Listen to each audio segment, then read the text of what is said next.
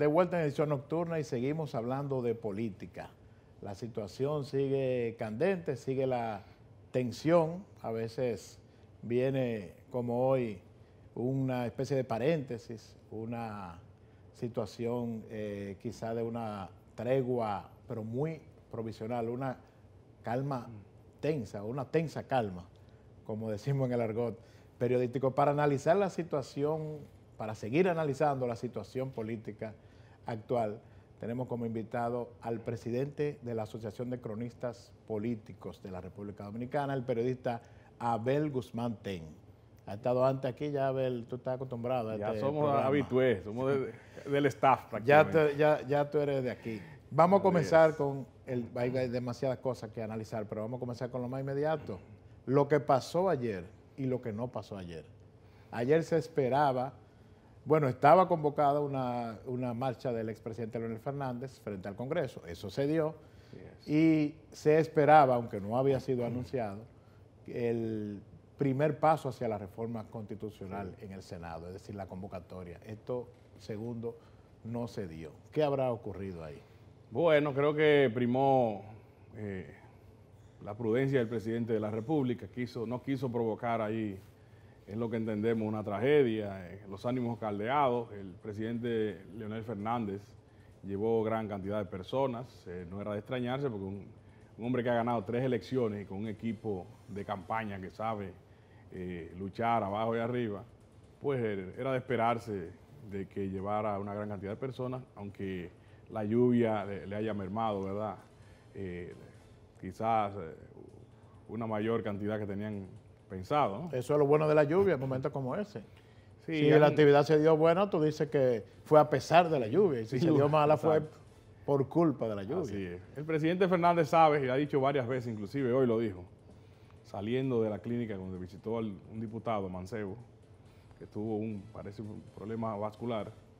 El presidente sabe que cruzó una línea en el PLD que nunca antes se había cruzado. Y esa línea de enfrentar y desafiar a la cúpula, al comité político y al presidente de la República en ejercicio del PLD, que eso no se había ocurrido nunca. El acto de ayer es un acto sin El acto de ayer es cruzar un puente hacia una confrontación o que el enemigo ceda ante sus posiciones radicales, ¿no? Últimamente, pues, los analistas también han llevado una posición radical hacia la reforma, aunque se han apagado a última hora, a la hora de las sesiones en el Senado, cuando está al punto ya de la gente, la expectativa de que se va a someter, pues se cae esa actitud. El proyecto de reforma, yo creo que sigue en marcha. ¿Existe el proyecto? Sigue en marcha. Se ha expuesto por diferentes vías en los medios de comunicación. ¿En qué consiste el proyecto de reforma? Unificación de las elecciones, creación de fiscal electoral, fiscal anticorrupción y indudablemente habilitar al presidente Medina eliminando el artículo 20 y dejándolo el nunca jamás para que no pueda seguir presentándose. También se habla del aspecto del Consejo de la Magistratura, que ha sido la eliminación del procurador, un planteamiento del Consejo Nacional de la Magistratura, claro, ese es parte del proyecto. El danilismo, creo Pero tú dices que el proyecto, lo que tú tienes entendido es que toca solamente el transitorio, porque me llamó la atención que hoy los alcaldes, bueno, un grupo de alcaldes y de directores de juntas municipales estuvieron en Palacio Nacional. Su planteamiento es el mismo de siempre, la unificación de elecciones, la habilitación del presidente. Lo nuevo es que fueron a Palacio y fueron recibidos por 2 ministros. Fíjate ministro sí. Peralta y ministro Gonzalo Castillo. Claro. Pero me llama la atención son los que promotores de los voceros. Los promotores, los voceros de oficiosos ahora mismo, del proyecto reeleccionista. Pero me llamó la atención que en el planteamiento, según lo que vi, ellos no solamente hablan del transitorio, sino del artículo 124, me parece, que es el que limita los periodos del presidente. Sí, lo del nunca jamás. Lo que se plantea es que se deje como está en ese sentido, porque si se modifica, entonces volvería el presidente Medina a tener otro chance ya para 2 periodos, o de manera, ¿verdad?, ilimitada si se elimina el nunca jamás. Porque la Constitución comenzaría a correr a partir de la reforma. Creo que el proyecto reeleccionista se activó tarde. Desde la semana, a principios de semana, se ha visto un movimiento inusual porque no tenía ni siquiera voceros. Tenía 2 voceros oficiosos, como tú dices, José Ramón Peralta, que bajó el tono de las declaraciones y quedó Gonzalo Castillo como vocero, ¿verdad?, oficial de la tropa de choque de la reelección, impulsando. Eso se decidió así ya. Mediáticamente, no se ha visto así.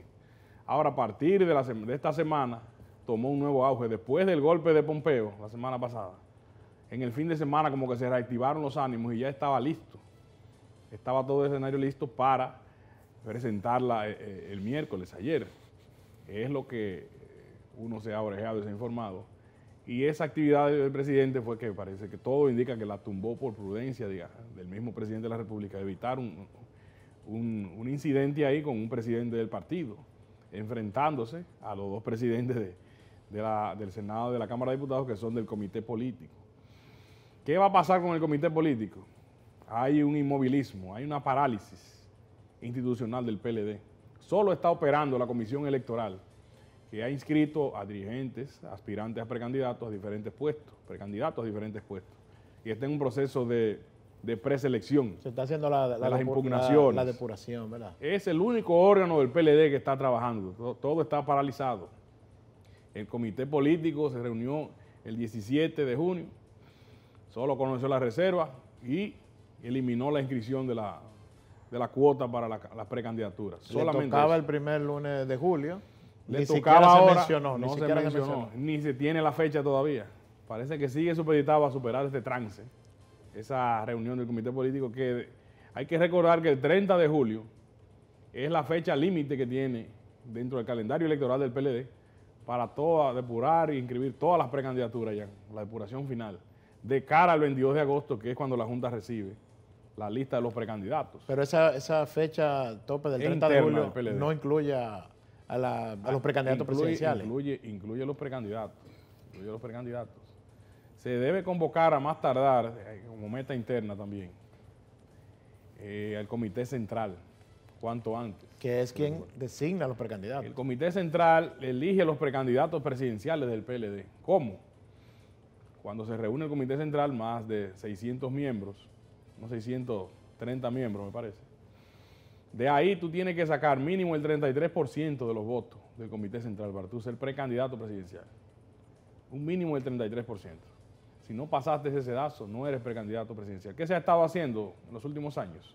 Último proceso. Se somete una plancha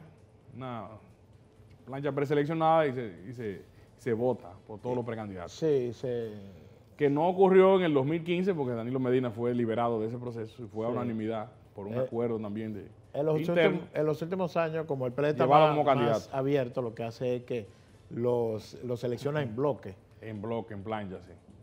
Ahora todo indica que será de esa misma manera. Antes tenían la tradición de seleccionar 3 precandidatos. Sí, máximo 3, 4. Era cuando el PLD ahora parece que va a ser de esa misma manera, pero la indefinición del panorama con el presidente Danilo Medina tiene frenado esa reunión del comité central y del comité político, porque se ha sido también hasta cierto punto irresponsable en el comité político, porque se ha evadido, se tiene todo este año evadiendo tocar el tema de las diferencias internas por la reforma, y muchos actos de indisciplina que se han dado de lado y lado se han evadido en el comité político, quizás porque no sienten que hay la madurez para enfrentarse, para debatir inteligentemente y que corra la sangre del río, llegue la sangre del río.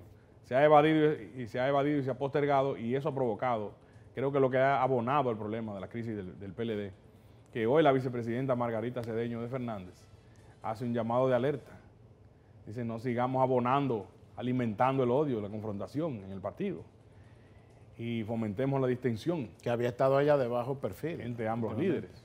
Sí, después de un par de declaraciones erráticas. Hace más o menos un mes que ella dio una declaración, que cuando hablaba de que con Danilo, con Leonel, perder. Exacto. Fue una declaración bastante audaz.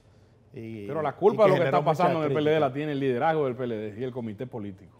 No hay que buscarla en más lados, porque no se han podido sentar inteligentemente, tanto ambos líderes como ese petit comité que dirige todo ahí, que es el comité político suprapoderoso. No ha podido discernir, no ha podido celebrar una reunión por el temor a los insultos. Y mira que se dicen que ha sido tensa, muchas de ellas han sido tensas, con discusiones, ¿verdad?, indirectas y acusaciones por las ofensas que se han hecho en las redes sociales. Sí, lo que se alega es, porque hemos tenido varios dirigentes aquí del comité político en el programa, y se alega que hasta ahora las reuniones han transcurrido más o menos bien, cuando se han logrado reunir en el comité político, porque no se han tocado los temas conflictivos. Y que se ha evadido... los chismes de las redes sociales.